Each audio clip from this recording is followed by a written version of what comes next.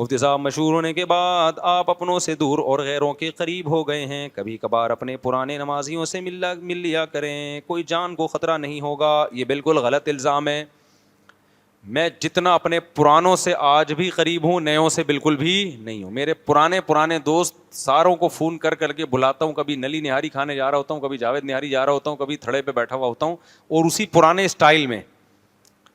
اب اگر کوئی پرانا مجھ سے ملنا چاہ رہا ہے اور میں بالفرض نہیں مل پا رہا, تو یا تو اس کا مجھ سے کانٹیکٹ نہیں ہو رہا, بیچ میں جو ملوانے والے لوگ ہیں وہی کوئی گڑبڑ کر دیتے ہیں یا بتاتے نہیں ہوں گے مجھے.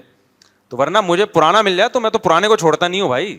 پرانوں کو تو میں ابھی اناؤنسمنٹ کر رہا ہوں کہ جتنے میرے اسکول کے اور پرانے لوگ ہیں, وہ ابھی یہ دیکھو ہمارے پرانے ہیں نا, یہ زاہد بھائی, ان کو میں نے سب سے زیادہ آج ٹائم دیا ہے.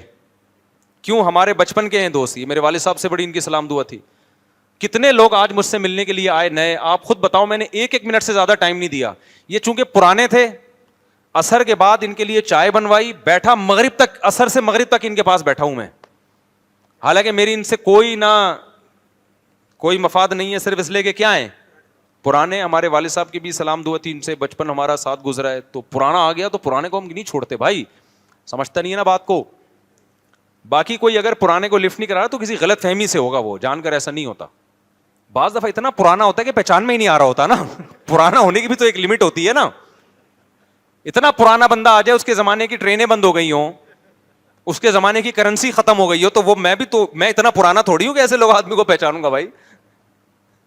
سمجھ میں آ رہی ہے بات؟ بعض دفعہ اتنا پرانا آ جاتا ہے کہ وہ پھر ہمیں نہیں پہچان میں نہیں آتا.